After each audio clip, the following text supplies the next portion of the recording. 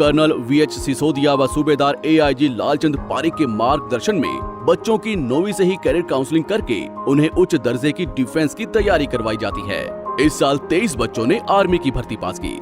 Address ज्ञान ज्योति public school एवं defence व sports academy, CBSE affiliated English medium, नजदीक दड़बा बस स्टैंड, मानक दीवान। Contact number 9992571111 8929551111। मैंने पिछले दिनों सारे हलके का दौरा किया था। चुनाव के बाद सबका थैंक्स किया और जहाँ थैंक्स किया वहाँ सब गांव के लोगों से पूछा था कि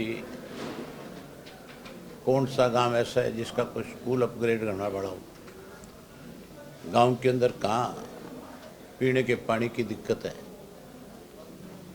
किस गांव में कोई धर्मशाला को लेकर के परेशानी है या कोई और नई डेवलपमेंट होनी है। लोगों से मैंने चर्चा करी थी, लिखित रूप में मैंने कहा आप मुझे दो, ताकि मैं जब बाई इलेक्शन था उस बाई इलेक्शन के वक़्त भाजपा ने एक प्रचार किया, मेरे सारे विरोधियों का एक प्रचार था जो ये कह रहे थे कि ऐलनाबाद इसलिए पिछड़ा हुआ है कि विधायक ऐलनाबाद के बारे में सरकार के सामने पक्ष नहीं रखता ऐलनाबाद का, जबकि ऐलनाबाद के अंदर जितना भी काम हुआ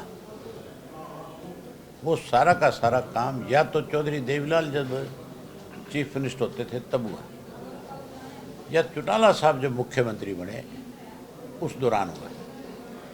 उस दौरान जितने भी वाटर वर्क्स बने ये 2000 से 2005 के बीच में बने या 87 से लेकर के 91 के बीच में बने। जितने भी कोई स्कूल, सड़क, वाटर वर्क्स या कोई आपके ये जो चौपाले बनी, गांव में कोई गलियां पक्की हुई, खास करके जो गरीब मोहल्ले जो थे गांव के अंदर उनमें जो सिमटेड गलियां बनाई गई, वो सारी चीज़ें हमारे वक़्त में हुई थी। जितना विकास हुआ था, कई नहरें बनी, ऐसी ऐसी नहरें भी बना करके हमने दी जो कोई सोच नहीं सकता था।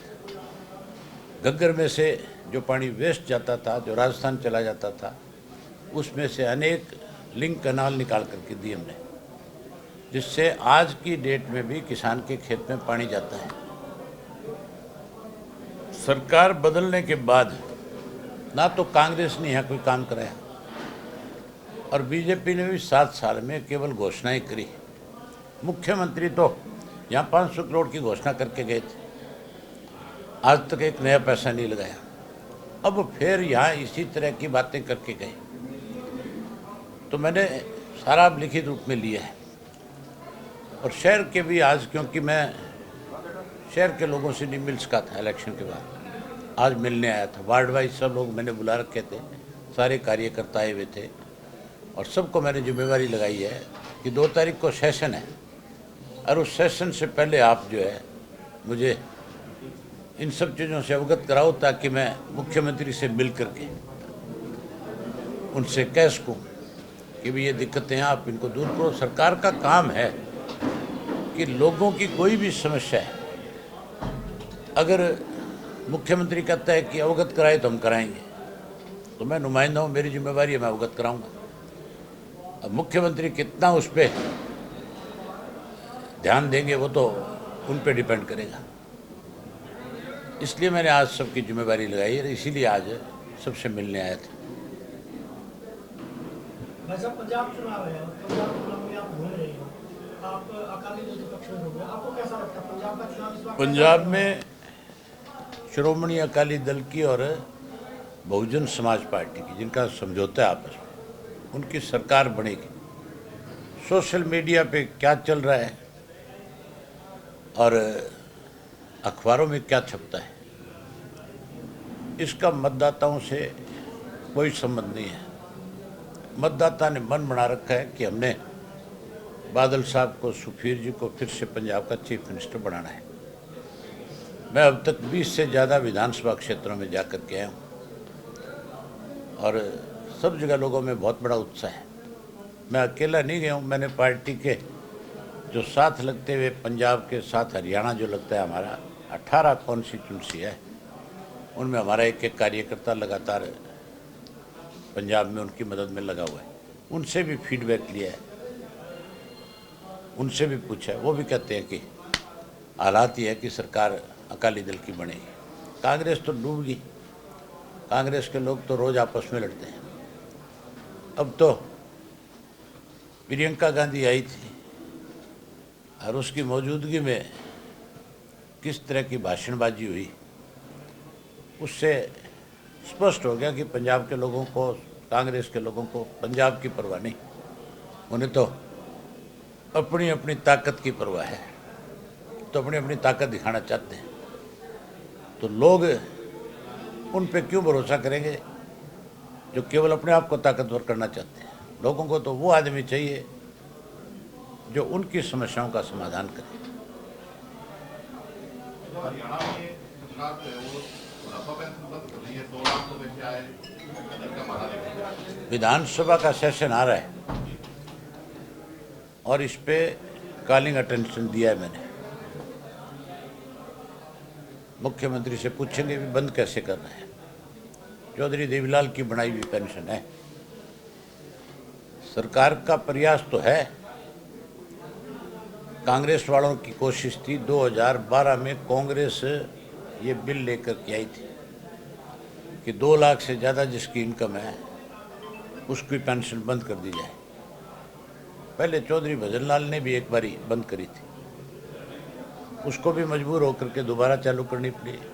कांग्रेस वालों ने जो स्टेप उस वक्त 2012 में उठाया वापस लेना पड़ा। अब ये जो प्रयास कर रहे हैं, इनको भी विधानसभा के अंदर ये आश्वासन देना पड़ेगा कि हम किसी की पेंशन नहीं काटेंगे, पेंशन नहीं काटने देंगे। अगर ये पेंशन काटेंगे तो फिर इनके मंत्रियों का और इनके सरकार के जो लोग हैं, एमएलए हैं, इन सबको जैसे किसान आंदोलन में इनका बाईकाट हुआ था, उस तरह का बाईकाट होगा हरियाणा में। सड़क से लेकर सदन तक बिल्कुल लड़ाई लड़ेंगे हम। चौधरी देवीलाल के जो भी कोई बनाए हुए कानून हैं उनमें फेरबदल नहीं करने देंगे।